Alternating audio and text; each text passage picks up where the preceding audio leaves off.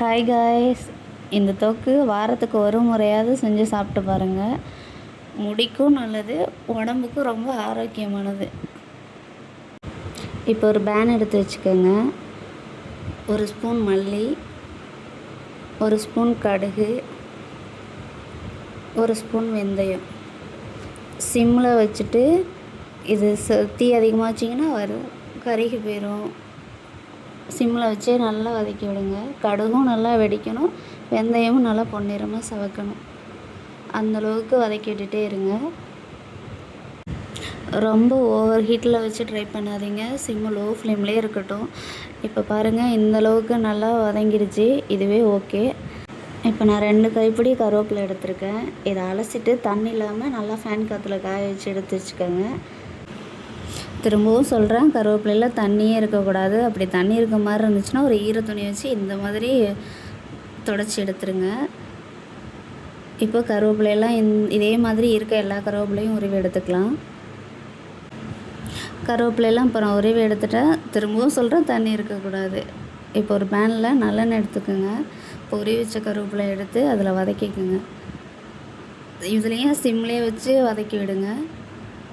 நல்லா வதங்கட்டும். இந்தளவுக்கு வதங்கினா போதும். இப்போ இதை எடுத்து தனியாக எடுத்து வச்சுக்கலாம். இப்போ ஒரு லெமன் சைஸ் புளி எடுத்து வச்சுக்கோங்க. இப்போ புளியில் கொஞ்சம் சுடு தண்ணி ஆட் பண்ணிக்கோங்க. அப்போ தான் சீக்கிரம் ஊறும். இதை தனியாக ஊறட்டும். இப்போ பேன் எடுத்து வச்சு இப்போ தண்ணியோடு அந்த புளியை சேர்த்து அதில் ஊற்றி இந்த தண்ணி வற்றுற அளவுக்கு கொஞ்சம் லைட்டாக சிம்லேயே வச்சு கொஞ்சம் கிளறி விடுங்க. இப்போ நல்லா காஞ்சிடுச்சு. இதை நல்லா குழச்சி விடுங்க. திரும்ப கொஞ்சமாக தண்ணி ஊற்றி இந்த அளவுக்கு கொலகொலப்பாக இருக்கணும். இப்போ இதை தனியாக எடுத்து வச்சுக்கலாம். இப்போ ஒரு மிக்ஸி ஜார் எடுத்து இப்போ வதக்கி வச்ச மல்லி, கடுகு இதெல்லாம் தனியாக அரைச்சி எடுத்துக்கலாம். இப்போ ரொம்ப நேகால இந்த பதத்துக்கு அரைச்சி எடுத்தால் போதும். அதை தனியாக எடுத்து வச்சுக்கலாம். இப்போ மிக்ஸி ஜாரில் கருவேப்பிலை எடுத்து அரைச்சிக்கலாம். இதோட வதக்கி வச்ச புளியும் எடுத்து ஆட் பண்ணிக்கோங்க. இப்போ அரைச்சி வச்ச பொடி எல்லாம் சேர்த்து 3த்தையும் மிக்ஸ் பண்ணி அரைச்சி எடுத்துக்குவோம். ரொம்ப இல்லை, இந்தளவுக்கு போதும்.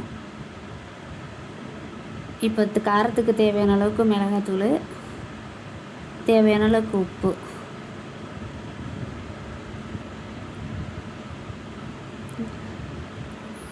கொஞ்சமாக நாட்டு சர்க்கரை இல்லை வெல்லம், உங்களுக்கு எது வேணுமோ அதை போட்டுக்கோங்க. நீங்கள் ரொம்ப நாள் வச்சு சாப்பிட்ற மாதிரி இருந்தாக்க இதில் ஒரு ஸ்பூன் நல்லெண்ணெய் ஊற்றி தண்ணி ஊற்றாமல் நல்லெண்ணெய் ஊற்றி ஆட் பண்ணி அரைச்சிக்கோங்க. அப்போ தான் கெட்டு போகாமல் இருக்கும். இது 2 வாரம் வரைக்கும் நீங்கள் வச்சு யூஸ் பண்ணலாம். இப்போ பாருங்கள், நல்லா இந்த பதத்துக்கு அரைச்சி எடுத்துக்கோங்க தொக்கு. இப்போ ஒரு பேன் எடுத்து வச்சுக்கோங்க. பேன் காய்ஞ்சதும் இதுக்கு நல்லெண்ணெய் நிறைய தேவைப்படும். நல்லெண்ணெய் ஊற்றிக்கோங்க.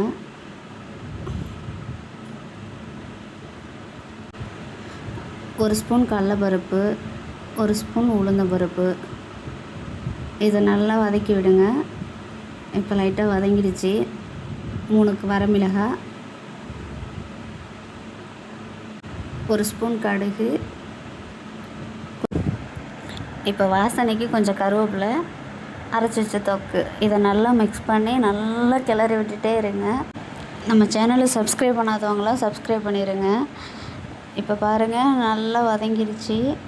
இன்னும் நல்லா எண்ணெய் பிரிஞ்சு வர அளவுக்கு நல்லா வதக்கி விடுங்க. இப்போ பாருங்கள், எண்ணெய் கொஞ்சம் கொஞ்சமாக பிரிஞ்சு வருது. நல்லா வதக்கி விட்டுட்டே இருங்க கைவிடாமல். இந்த அளவுக்கு நல்லா வதக்கி எடுத்துக்கோங்க தொக்கு. அப்போ தான் சீக்கிரம் கெட்டு போகாது. இந்த தொக்கை நீங்கள் 2 வாரம் ஸ்டோர் பண்ணி வச்சு கூட சாப்பிடலாம். ஓகே, பாய்.